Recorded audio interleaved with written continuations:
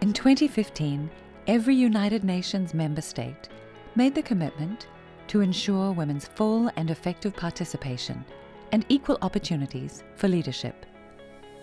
This builds on previous international commitments like the 1995 Beijing Platform for Action.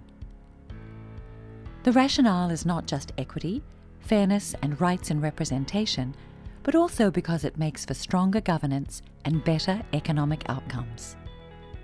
The diversity dividend is well documented. In the private sector, more women in senior managerial positions and on boards correlates with an increased return on investment. In governance bodies, gender balance correlates with increased emphasis on long-term growth drivers like environmental sustainability, education, and health. So with such a strong case for gender balance, what's the current state of play? 1 in 4 parliamentarians is now female. Only 1 in 5 speakers of parliament or government ministers is a woman. And less than 7% of country leaders are women. In the private sector, almost 1/3 of companies globally have no women at all in board positions. A new index provides some insight.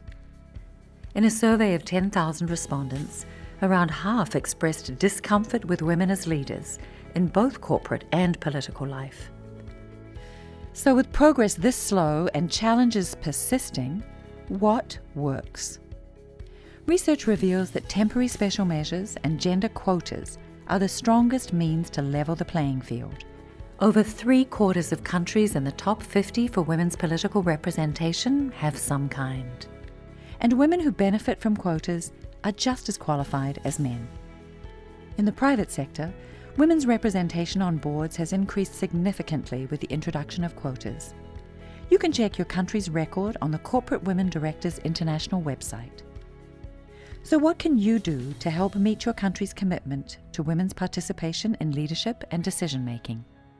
First, ask for the data so you know the current state of women's representation in your country. Check the Parline open source database of the Inter-Parliamentary Union. Second, you can promote your government's commitment to SDG 5 and urge your colleagues to do the same. Third, you can support the adoption of temporary special measures and quotas. Enforcement is, of course, the critical next step. Fourth, make your parliament a gender-sensitive workplace by advocating for family-friendly on-site childcare, toilet facilities, nursing rooms, and paid parental leave, so all parliamentarians, both women and men, can fulfill family responsibilities. Finally, you can commit today to act as a mentor, sponsor, and guide to help ensure more women run for office. It's time to act. What will you commit to today?